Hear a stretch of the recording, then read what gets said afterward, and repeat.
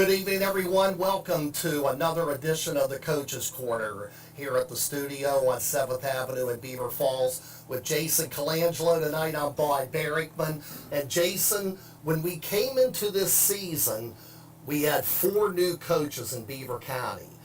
Well, we covered 3 of them. Sherman McBride from Ambridge joined us in week 1.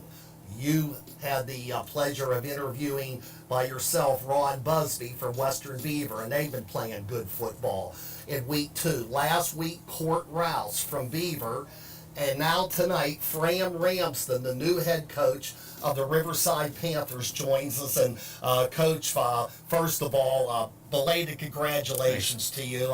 I know you've worked hard for this opportunity, and congratulations. Thank you, appreciate it. Coach, how did this all come down? I know I heard rumors for a while that Coach Ron Shiro, and he's one of the great coaches in Beaver County history and did some tremendous things at Riverside. Was it sort of a surprise when he decided to step aside, or did he kind of give you inclination, because it seemed like he was grooming you, so to speak? Did you have an idea during last season that was going to be it for Coach, and that you might have been the one in line to take over? It's a good question. I don't think I had any inclinations or aspirations to become a head coach. I'm young. I'm 30 years old. Just got married 2 years ago. So, Congrats. Coaching football, I've been doing it since I've been age 20. So it's been pretty much my entire adult life. But becoming a head coach of a high school football team was not on the radar. And, getting to serve under Coach Ron was a tremendous experience. Obviously, pretty much polar opposites in terms of age and experience, if you were to do a side-by-side of us. But we worked together extremely well, had a great relationship. We both worked on the offensive side of things and got to even make multiple trips to the semifinals. So when he let me know he was going to retire, he essentially said that he would recommend me for the job if I wanted it. And to be honest, I just hadn't thought about it. So it was pretty quick. You had to make a decision. And at the end of the day, I did think keeping the content, keeping the same coaching staff in place with the kids was a good thing to build off of. And I did think that I would be a good fit at the end. So that's sort of how it came about. And it wasn't dramatic. It was just, hey, I'm retiring. I think you're good enough for the job. I'll put your name up, and here we are. So I'm fortunate.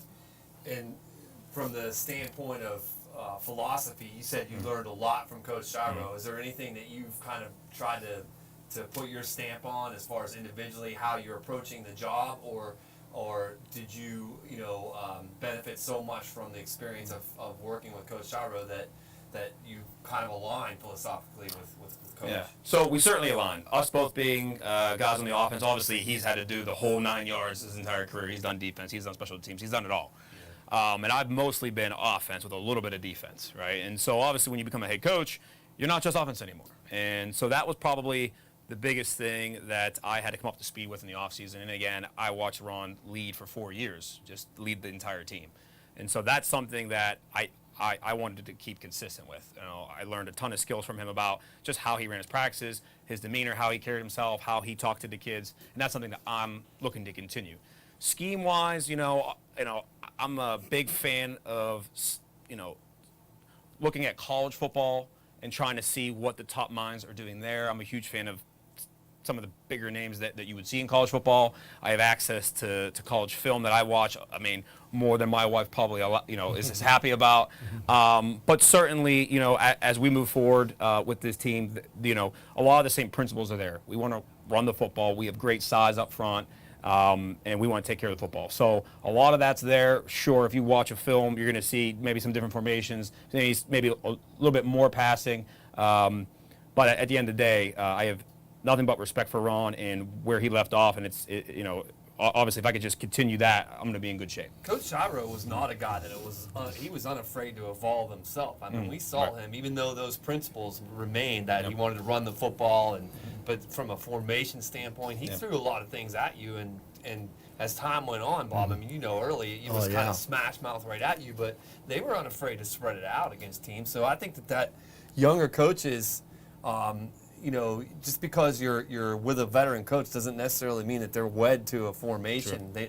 But the principles that you mentioned remain. You want to be the physicality, the controlling the football and possessing it and maintaining possession and not turning it over. Those are things that I think are foundational that seems like you guys, I mean, that's something that's not going to change from generation to generation.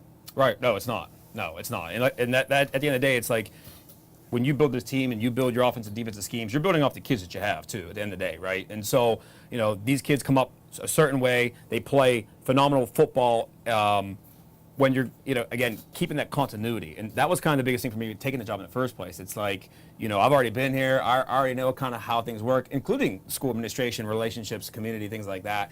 So yeah, you're exactly right.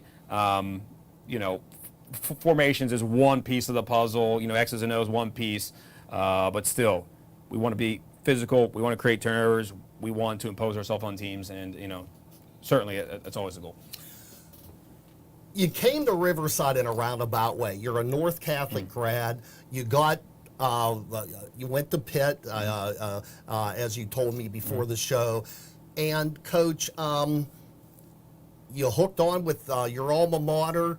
Boy, early success. You talked, let's talk about your state championship that you were a big part of back in 2013.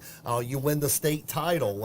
And that had to be obviously moving for you, not only to be part of a state championship, but at your alma mater as well. Oh, certainly. And I was extremely young. I was 21, right? And so getting to be a part of that also set me up with an understanding of how you build a championship team. Like how do you get there? And it's not something that you just wake up and walk into. I'm extremely confident now. I've seen too much in 10 years. You could have a superiorly talented team, and you could still lose to teams that have a lesser talent. And so just things that might not come top of mind, like off-season work ethic, how you expect the kids to behave in and out of school, like all these things are actually, when it comes together at the end of the day, that's sort of the culture. It's probably cliche at this point, but actually having a culture that you're trying to establish actually, I think, precedes success on the field. I think it's very difficult if the culture is questionable, wishy-washy, if it's not solid, if nobody understands the expectations that you have for the kids, it's really, really hard to be competitive. Because what happens is, this game is extremely stressful. There's going to be all sorts of encounters all year long where those kids have to overcome adversity. If they're not equipped to do that, it's going to be a long season, right? And so, yeah, getting to be a part of that ride obviously spoils you from the get-go. You think this is what's supposed to happen every year. I'm supposed to go to the States and just win. There's coaches that coach decades that don't even get a chance to play. So certainly spoiled from that regard. And I try to tell the kids that I said, if I ever speak about that experience, my trip, it is never to brag. Trust me, it is nowhere close to that. I'm trying to share experiences with you because I got a chance to do it as an assistant. You know what I mean? So how did the transition come to pass then to come to Riverside? What happened in that move? Yeah. So 2013 is when North Catholic, and we were extremely successful there for 3 seasons. I think we were like 27-1 in our last 2 years, and the school was moving, and so they turned over the staff. And so I was out of a job, and I went to Alderdice for 2 years in the city because our staff kind of split up from North Catholic. So I went with the defensive coordinator from North Catholic. We went to Alderdice, spent 2 years there serving under Jerry Hazlitt, which, again, that last name, you know what I mean? There's pedigree there, too. So, again, stops along the way. You learn how to be a head coach or someone like that. Same thing. Ran a really tight program. Pretty impressive, obviously, having that size, because that was the difference. You go down there, now your roster size explodes at Alderdice, right? Dealing with all the personalities and things like that. And then I was traveling from Elwood City to Alderdice, so it was just a long trip. So I had resigned my position there, and a coach from Riverside, an assistant under Ron, found me on Twitter, and I was posting some content for fitness, and they said, are you coaching football this year? And I said, I actually just quit, so I'm available. And I came, met Ron, and for the last 4 years, I served under Ron as an offensive assistant and eventually becoming his offensive coordinator. So complete happenstance, just out of the blue. Someone messages you on Twitter. Half the time you think it's someone spamming you, right? You get a direct message like, what's this? But it just worked out, and I think I get along with the kids and the parents and things like that, and so it's just been a good blessing for me. Coach Fran Ramsden, the new head coach of the Riverside Panthers. Coach, was the program struggling when there was a shakeup on the staff and Jason Gilden, one of the fine linebackers in Pittsburgh Steeler history, and of course Mike Tomlin, the head coach of the Steelers, his son Dino, now at Maryland, was on the team, and Joey Porter's son, a lot of celebrity status. Was it because there was a struggle and they searched for a new coach and Jason Gilden's name pops up, or did they know that he was interested in coaching, and that might have pushed the accelerator beforehand? Yeah. So at the time, the head coach was Bob Ravenstall, and he had retired after we had lost in the playoffs to Avonworth. So he had retired. I think in like either December or January, and so we really didn't know what was going to happen then. You know what I mean? We were together for 3 years. At least I was a part of that staff for 3 years. And being very young and being only just a position coach, I obviously was not involved with any sort of higher level conversations. I didn't interview for the head coach job, nothing like that. And so I was kind of just waiting. I was waiting around, and we had some guys on staff that interviewed that did go apply for it just to take over and keep the same staff in place. And they didn't select us. So obviously not a part of that decision process. And I just got told in a text like, nope, we didn't get it, you know. And then immediately I just, okay, well, I'm not going to just stop coaching. I just won the States a year ago. Like, I'm excited about this. And so we had actually searched around at the time for a couple of different positions. I think I remember Freedom being open at the time, maybe Northgate, just a couple North Hills schools that were in the area, and we tried to apply and no dice. And so at that point, you know, we just kind of split up, got jobs where we could, and I ended up at Older Dice. So No, you went from no dice to the dice. that's right. Exactly. Well, things worked out, Yep. and now you're at Riverside. You learned some football under one of the all-time greats, Ron Shiro, here in Beaver County, and now you have your own program, so it worked out pretty well. Let's talk about your club. Now, you have a very young football team. We broadcasted your game on Friday night. I was very impressed with some of the young players, and of course you have one of your veterans who's going to be joining us on the show a little bit later here at the Coach's Corner, Avery Wolf, your 4-year letterman, so that's a good guy to kind of build around. But I was impressed. Our CCBC player of the game was freshman Robert Janus. He's got good size, about 6 feet, 6'1", ran the ball well. Sam Hughes. How many uses are out there? I mean, I can't keep track of them all, but Sam is still developing, learning the position. You have a young football team, but you were right there with Freedom, but then the bottom fell out in the third quarter, Coach. And when you're playing teams in the MAC, you've been in this conference long enough to know that you can't have quarters taken off. Right. Not that it was intentional, but it just turned out that way, and Freedom took advantage of those opportunities, and you come up on the short end, and now you're 0-3. Let's talk about that game in particular. Yeah. You know, you're right about us being youthful and inexperienced at the skill positions. That's something coming into this year, I've said in the papers when I've been interviewed about it, where our strengths and weaknesses are, and I don't like the word weakness, right, when people do like a pros and cons list. It's just some things are untested and undeveloped, and that's just part of the process. I mean, that's the way it is. You look at every team, they're going to have areas in which they're going to be strong and areas that need developed. And for us, I felt extremely strong about our offensive and defensive lines. For the most part, that's bared out. But I'm sure once Avery comes on here, he'll tell you we're still leaving stuff on the table. We have not played our best game yet. We have not. And, you know, if you were around our campus, there's nobody in that locker room that would feel like they're on an 0-3 team. Everything's been week to week. That's what we do, and that's something that Ryan talked about all the time, is 1 week at a time, especially in this conference. You don't know what's going to happen, and we're focused on playing each week better than the last week. And I think that's kind of actually happened so far. The Freedom game, you talk about that third quarter, it's been something that's been occurring, is the big impact plays. Things that there was an 80-yard scramble by their athletic quarterback. They had a couple of times where he's scrambling around, finds a wide open receiver because we've got guys coming out of covers to come get him. So a couple big breakdowns. The promising side about it is, and again, it plays to our strengths, is there's not teams beating us up 12, 15-yard play drives right straight ahead, eating clock, and you can't stop it. Those are extremely frustrating. So a big focus for us is obviously stopping the big impact plays. If we get that under wraps, if we get some defensive stops, and we can't get behind 2 and 3 scores. That's that. Especially at the youth and the experience that we have at receiver and running back, you don't want to be behind 2 or 3 scores. It'd be nice to be ahead. It'd be nice. And so it's something that we're just focused on every single week now. That seems to be an area in which we're honing in. We have a chart and a sheet every week that we go over where it's essentially how we track the game. And these are the plays. These are the yards per carry. It's a stat sheet, the ones that matter. And we've been losing them. And that's why we've been losing the games. And the kids know that. I know that. The thing is, every week, the margins are getting slimmer and slimmer and slimmer and slimmer and slimmer. And so that becomes a thing. And as soon as that flips, okay, and we start making impact plays and stop giving them up, we start creating more turnovers and quit giving them away, we get more sacks and not taking them, all of a sudden that scoreboard flips. So you're exactly right. The Freedom game, it was a great first half. I felt extremely happy about going into halftime where we were, even though we were down by 7.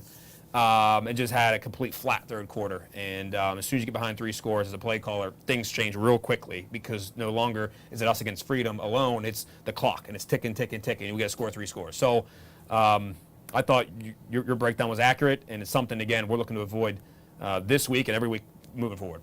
But when you're not physically overmatched, which it sounds like that is not the issue at all, and you're playing young people in the skill position, they're not gonna be so young anymore. And in week 6, 7, 8, 9, and then you begin to see those plays that you talked about, those splash plays, turning around, and your guys are looking to make the plays instead of having the plays happen to them. But the thing that I want to know is, do you feel that there, and you mentioned this earlier, there's not a downtrodden kind of attitude on the team. People are still excited about playing, and you don't feel as if, hey, we're not going to, this is a lost season at this point. No, I mean, we stopped treating the freshmen like freshmen. Pretty much they come in the training camp, they go through that, we play our scrimmage or 2, and that's the end of that, in terms of like, oh, they're only a freshman, and that's gone, especially when you're starting them. Like that goes away real quick. And they understand that too. They understand I can't just say I'm a freshman, so that mistake that I made, I can't just say, well, I don't know any better, I'm a 9th grader. Very quickly, like you said, taking responsibility, fixing mistakes, and in terms of the downtrodden, that starts with me. If we have a downtrodden program, that's because I would view it as me at the top, allowing it to get to that point.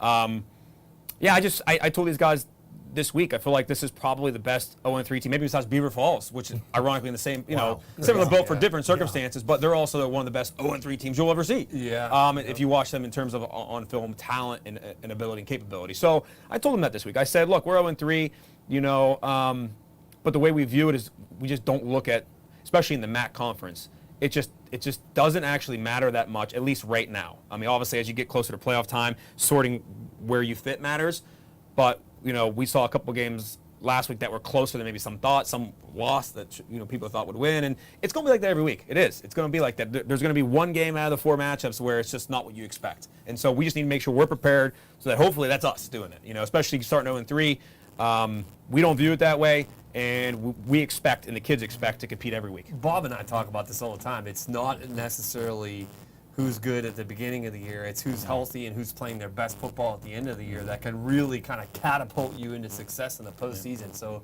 you're right. All those things make perfect sense. It's just that you need to have that win. You got to have that first one before you can stack for them. sure.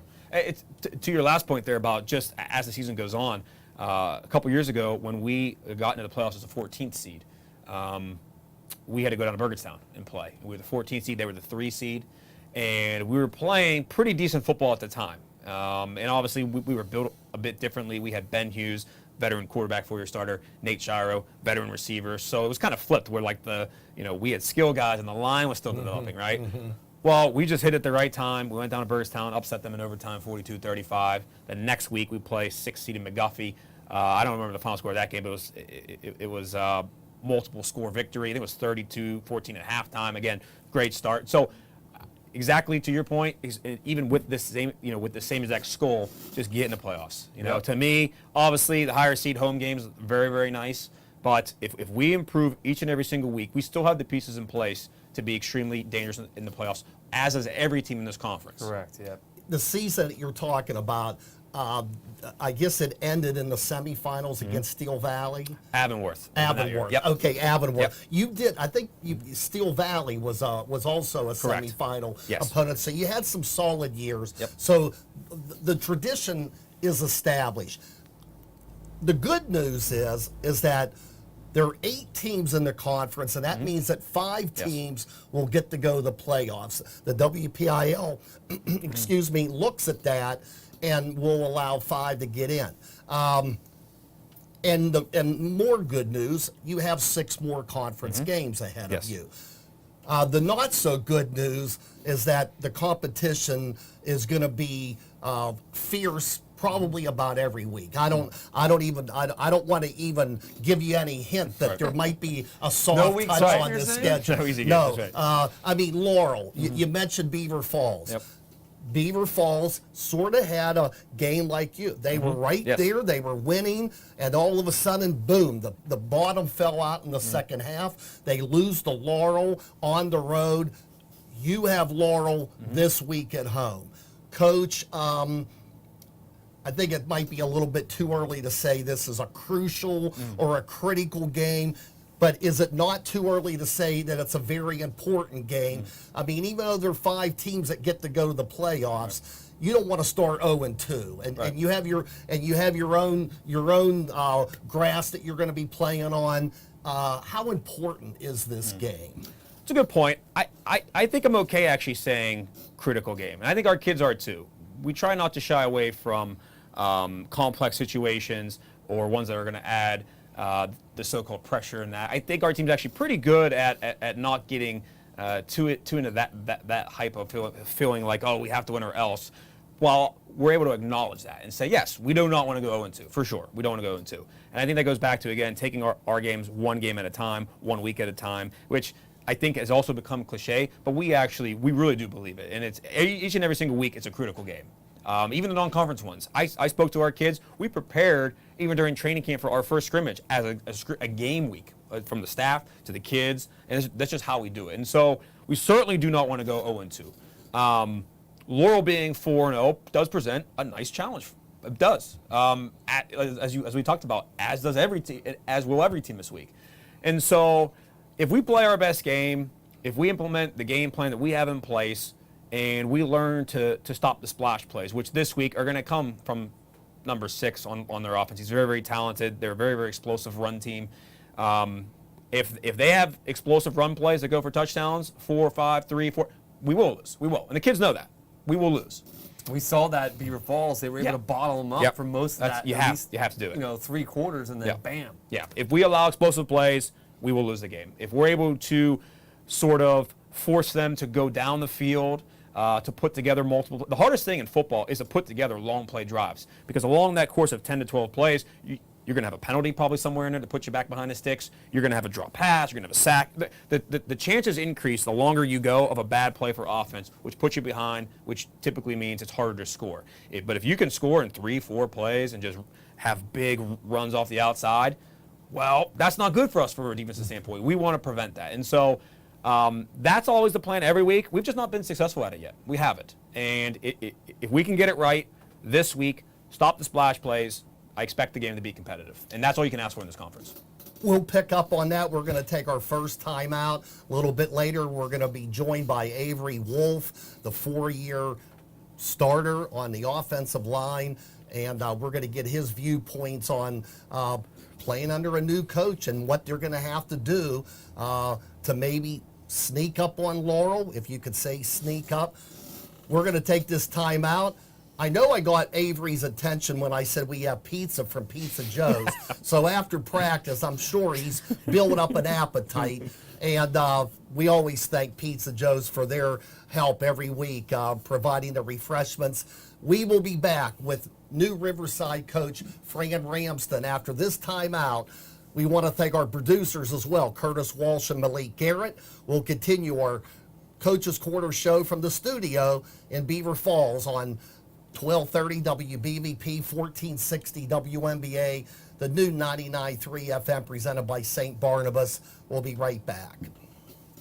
There's something for everybody this semester at CCBC. Whether you're leveling up a career or launching a new life, CCBC has got you covered. In fact, CCBC is straight to you. Your local library is now a CCBC classroom. Build career skills and earn college credit right in your backyard. Check out credit and non-credit classes starting in the near future. Click ccbc.edu/fall for more information. Right place, right time.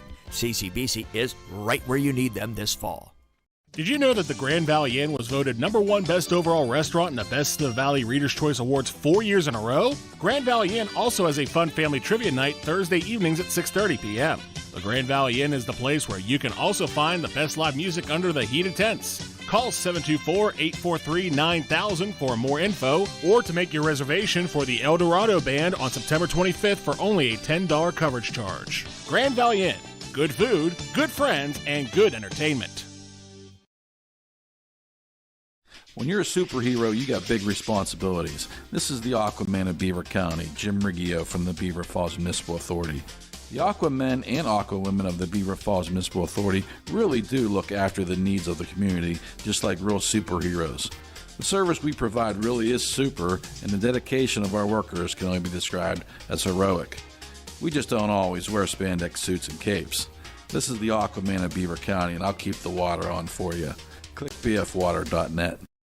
When you're looking for the Valley's best eye care, look to Gazzetti Optometric Services, 212 State Avenue in Beaver. Dr. John Gazzetti has over 40 years of patient care experience, including exams, contact lens fittings, cataract, glaucoma and dry eye management, laser vision correction, and sports and sun eyewear. For your best vision, make the best decision. Call Gazzetti Optometric Services at 724-774-7559.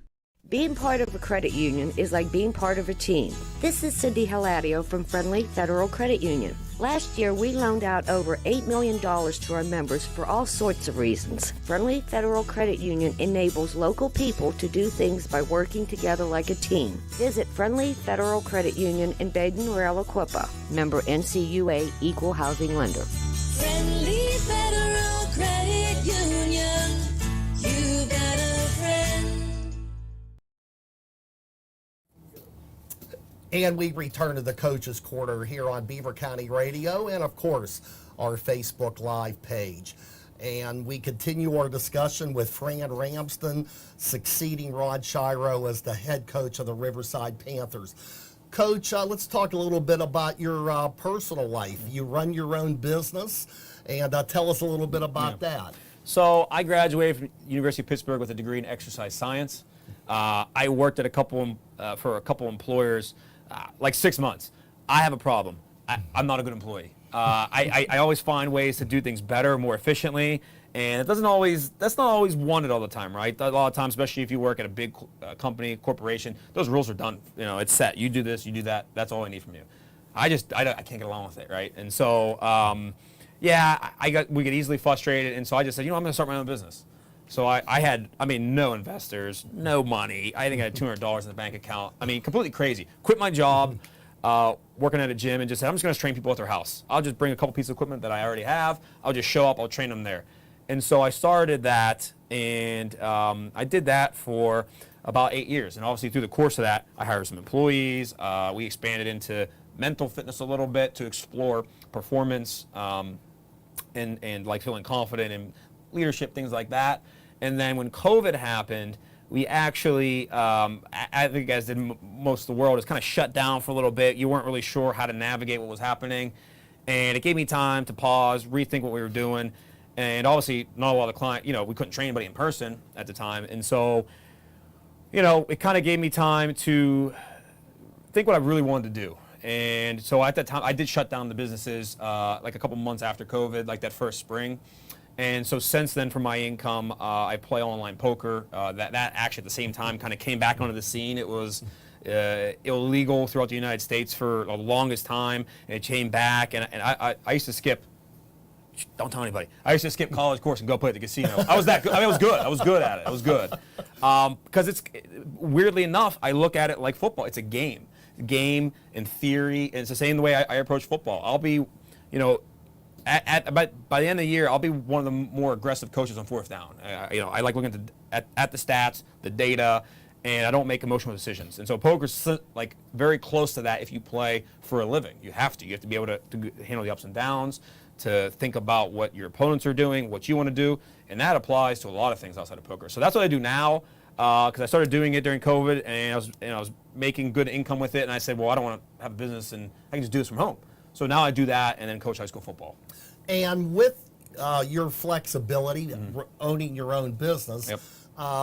I would think that would allow you to spend quality time in the school, to be on top of your players, get to know them, and because that's very important. I think some coaches have run into some difficulty when they're not able to spend that much time in the school, but being that you have a flexible schedule, you set up your own hours, that's got to be advantageous to you. It certainly is, and it wasn't always that way. When I first started the business, I was the only employee, so I was wearing the 7 hats and doing all the jobs, and that was when I was still at North Catholic. And actually, I only made practice like twice a week. I was focused on the business because that was how I was paying my bills at the time, right?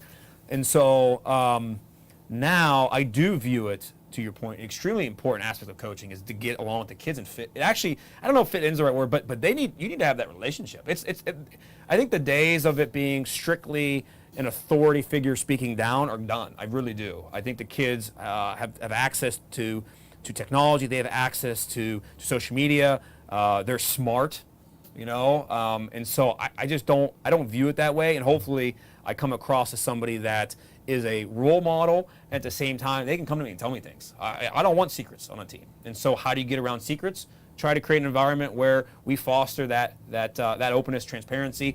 And if there's something wrong, I'd rather you tell me it's wrong. One of the biggest mistakes that happen from an employer-employee standpoint is a lot of employers punish employees for mistakes.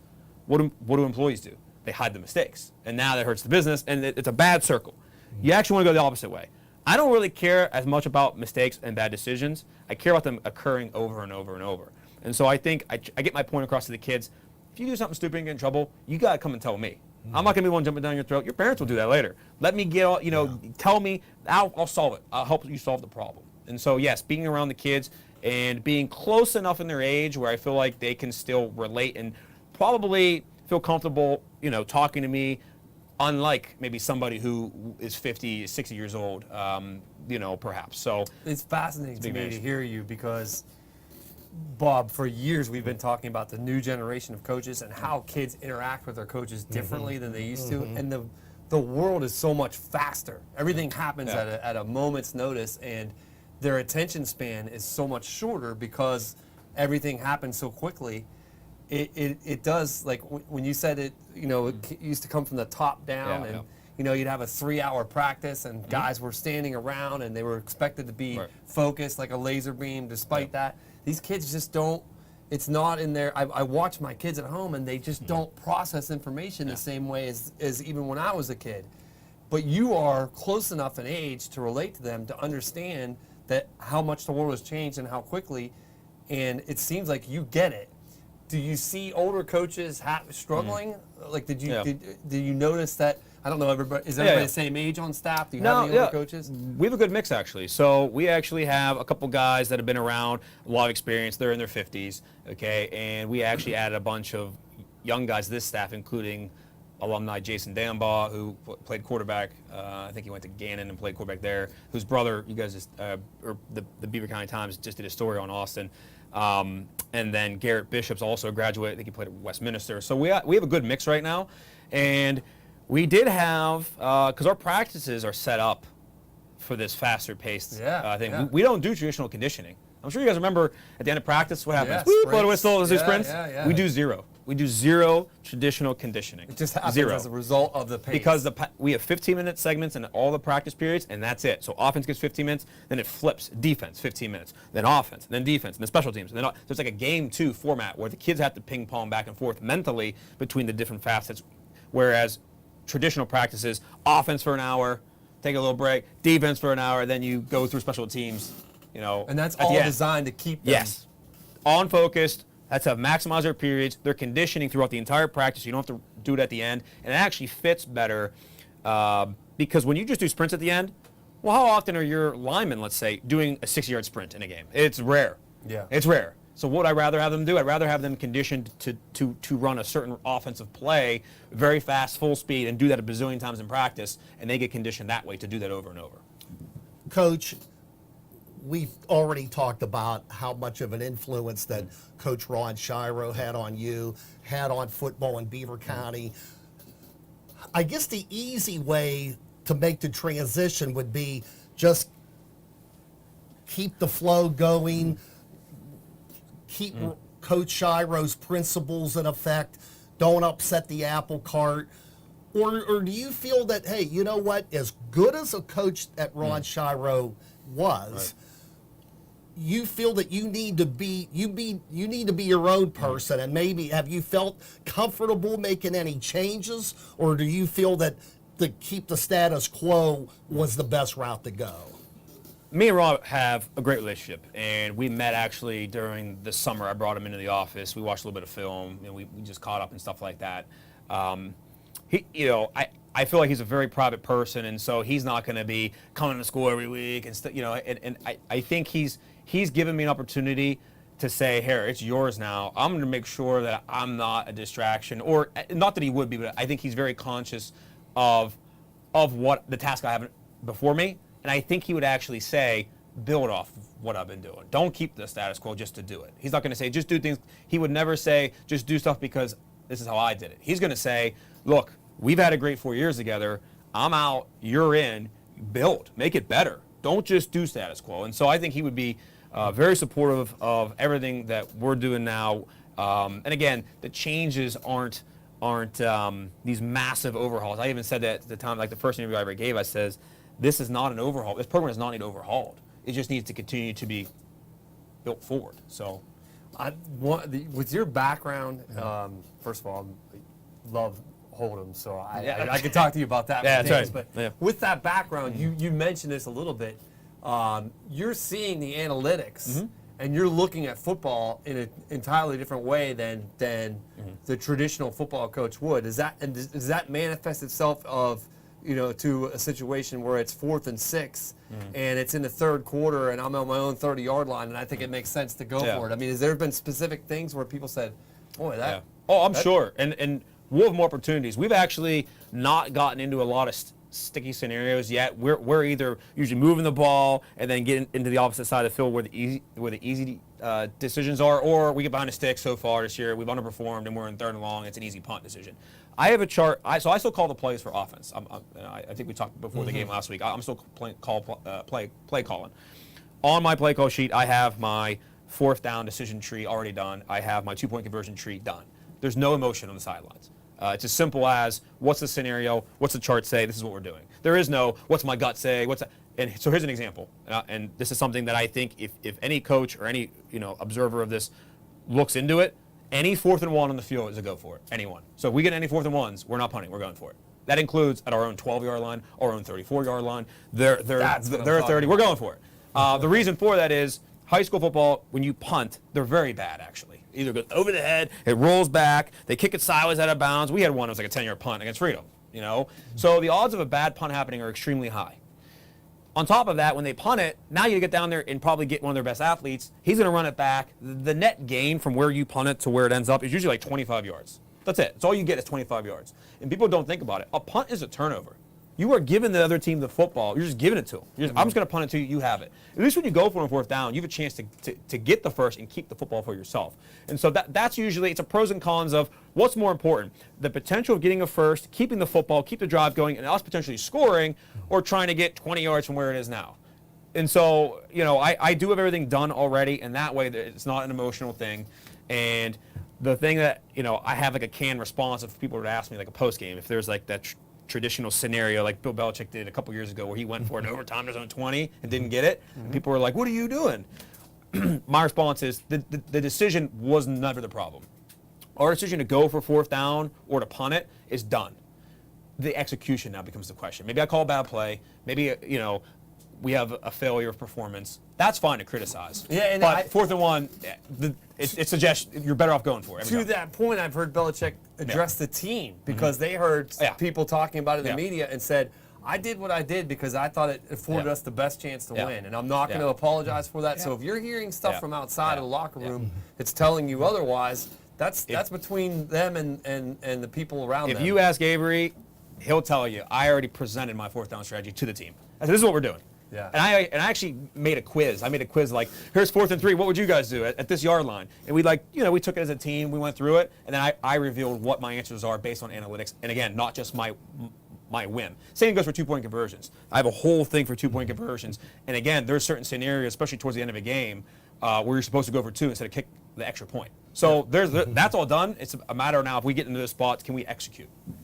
We're going to take a timeout. I have a feeling that if Fran Ramsden could have coached the Steelers for just a couple minutes, he would have went for it on 4th and short near midfield instead of cutting the football. Certainly would have. That's just a hunch. Okay, he admits it. All right, we're going to take this timeout. Avery Wolf, 4-year letterman, he's on deck as we continue the Coach's Corner from the studio on Beaver County Radio and Facebook Live.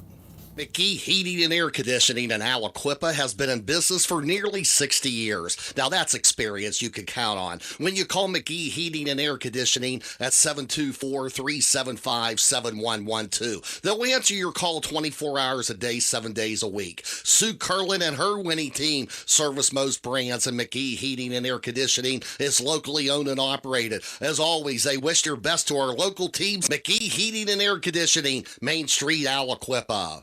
The Express Lane would like to remind everyone that a happy car is a healthy car. No one wants to be stranded on the side of the road. That's why your vehicle's routine maintenance is so important. The Express Lane offers great specials that saves you money. Hurry in for the Super Oil Change Special. Includes oil change, rotation, alignment check, multi-point inspection, and car wash. The Express Lane, oil, tires, and service center. Located next to the Beaver Valley Auto Mall. Ambridge Italian Villa, a family tradition with the taste sensation. It's back to school season, and that means it's time to form your list. Okay, let's see. 3 book covers, a couple spiral bound notebooks, a new tablet, a couple rulers, and oh yeah, a gyro, chicken salad, and a pulled pork sandwich. If your back to school shopping list looks like that one, you already know how Ambridge Italian Villa can make any return to the classroom easier when it comes to mealtime. Available for dine-in, takeout, or delivery. No matter where your kids or grandkids go to school, make sure they're getting courses in Italian and Greek. Main courses, that is, from the Ambridge Italian Villa. Order lunch, dinner, or even large event catering by visiting AmbridgeItalianVilla.com or Ambridge Italian Villa on Duss Avenue for takeout or dine-in service. It's the family tradition with the taste sensation.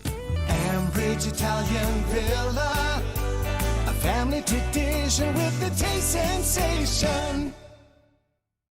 When you're a superhero, you got big responsibilities. This is the Aquaman of Beaver County, Jim Riggio from the Beaver Falls Municipal Authority.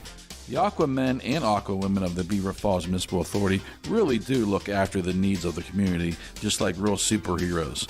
The service we provide really is super, and the dedication of our workers can only be described as heroic. We just don't always wear spandex suits and capes.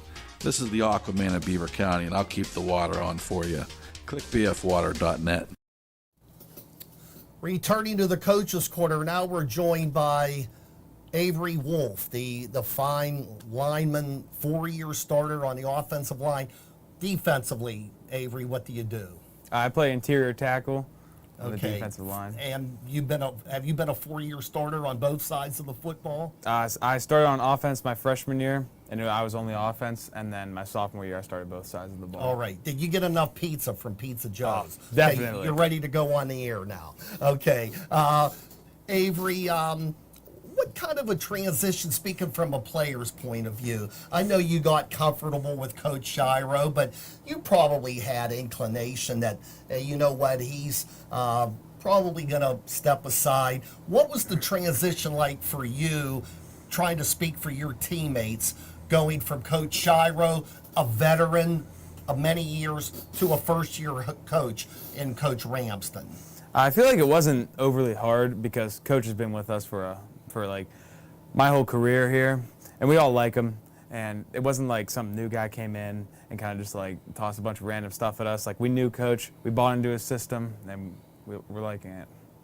It seems to me that from meeting Coach just briefly, that he's a high energy guy, and that probably translates to practice as well. Do you guys feed off of that energy? I mean, do you feel like, hey man, everybody's on the same page here, and we're all jacked up for practice, and we're ready to go at 100 miles an hour? Is that kind of the way things work? Yeah, Riverside? I feel like we try to all buy into like be excited for practice, and not just like drag through practice. Coach said something about it yesterday. Like, we want to practice to get better. We're not going to practice just to be here and then get done with it. Like, we're trying to get better. Everything has a purpose. Everything you're doing. That's one of the things that we just talked about, and I'm sure you may have overheard that when you were sitting over there. But not doing conditioning work just for the sake of doing conditioning work, so you're quote unquote in shape. Everything you're doing has a purpose in practice, and the natural byproduct is that you're going to be in shape. Do you guys feel like that you're in great shape for having gone through these practices at this high speed? Have you been dropping down and getting cramps in games? Like, have you seen that, or do you feel like, hey, we're in pretty good condition? I feel like we're in pretty good conditioning just because practice is just so fast paced, and not many like cramps or anything like you said this year. But it's been hot a few games and it's been tough, but I feel like we're well conditioned. We're visiting with Avery Wolf, the 4-year starter on the offensive line for the Riverside Panthers. Avery, okay, you're 0-3. You play against a Laurel team that's 4-0. They come off a big emotional win over the defending WPIL champions in Beaver Falls. Now, the point I'm trying to make is, do you think maybe you're getting Laurel at the right time, that maybe they might be looking at Riverside as like, hey, we got over the hump, we beat Beaver Falls, Riverside hasn't won a game. Do you think maybe this might be a time for you to sneak up on somebody who doesn't expect that difficult of a test, perhaps? Well, I'm not sure. Like, I feel like that every team in the conference is very good, obviously, and like anyone can be beat at any time. And we're just working hard, taking it one game at a time. We're not focusing on like the future or anything. We're just trying to focus on this week, try to beat Laurel. They're a great football team. It's going to be tough, but we need to play well to do it. Do you feel like, I know the coach talked a lot about the matrix, if you will, of how you look at the stats and how you analyze where you're at as a football team. Do you feel like you guys are ready to turn that corner now and begin to make some of those plays and begin to kind of dominate that stat sheet, if you will? Is there a mindset if everybody knows what we need to do in order to turn this thing around and stack wins? Yeah, especially after last week, the mindset really like amped up for us almost, that we really need to turn it around. Like, we have the capability to turn it around. Like Coach said, I feel like we're a pretty good 0-3 team, and I feel like we could try to get rolling here soon. Is football going to be in your future? Are you looking at any colleges that you might want to play at the next level? I would like to. Yeah, I talked to a few college coaches, but I'm just trying to focus this year on my senior year and do the best we can. We always talk about this, and I think it's very interesting to hear what a guy that's been in a program for 4 years, this last 2 years has been unlike any 2 years for any athlete in the history of high school sports because of what's happened with COVID. Last year, you almost had the season taken away from you, and you did get to compete, obviously. Do you feel like things as a group for you guys is starting to get back to some semblance of normalcy? Is there still that kind of COVID cloud hanging over the locker room, or do you feel like everybody's kind of getting back to normal? There's kind of like that overlooming like COVID cloud. Like, at any moment, our games could just get canceled, which would be terrible. Hopefully, it never happens. But I feel like the sense of normalcy is almost back. We started playing our non-conference games again, unlike last year. We just played strictly conference games, and yeah. Yeah, I mean, like Bob and I talked about this on the broadcast. For you guys as a group, teammates, there has, like, everything around you and the whole world is not like it once was, but when you're actually on the field with your buddies and you're playing the game, at least it gives you something other than we can't hang out, there is no prom, there's no this, there's none of the normal experiences you have as a teenager or as a high school student. But it seems like to me the football aspect of it and the team aspect of it would at least give you some some kind of camaraderie together as teammates, it's got to make it at least more passable. Yeah, it is definitely. Football gets your mind off anything. Yeah. Like you have any problems in football, take it away, even just being around the guys. But yeah, there's like a sense of camaraderie, like certain things. Like last year especially, like we couldn't all go to school together, like everyone on the football team. It would be like half and half. So football really was a good time to bond with each other. That's the thing that I don't think people understand how tough it is for you guys. I mean, you go from a situation where everybody's in one place together and you see one another every day to now we're going to take it away from you and you got to learn from home. For a guy or a girl in high school, that's just got to be a very difficult transition. Avery, you ready to hit some guys dressed in green and not Panthers on Friday night? I'm ready to go. All right, Avery, thanks for the visit. Good luck to you. And we're pulling for you guys. I think you're getting closer and closer, and let's hope Coach gets his first win as a head coach Friday night. Good luck to you. Best of luck. Thank you. Thanks for having me. All right, Avery Wolf, the 4-year starter on the offensive line. We'll take a short timeout. We'll wrap it up with head coach Fran Ramsden of the Riverside Panthers after this on Beaver County Radio and Facebook Live. There's something for everybody this semester at CCBC. Whether you're leveling up a career or launching a new life, CCBC has got you covered. In fact, CCBC is straight to you. Your local library is now a CCBC classroom. Build career skills and earn college credit right in your backyard. Check out credit and non-credit classes starting in the near future. Click ccbc.edu/fall for more information. Right place, right time. CCBC is right where you need them this fall. Did you know that the Grand Valley Inn was voted #1 best overall restaurant in the Best of the Valley Readers' Choice Awards 4 years in a row? Grand Valley Inn also has a fun family trivia night Thursday evenings at 6:30 p.m. The Grand Valley Inn is the place where you can also find the best live music under the heated tents. Call 724-843-9000 for more info or to make your reservation for the El Dorado Band on September 25th for only a $10 coverage charge. Grand Valley Inn. Good food, good friends, and good entertainment.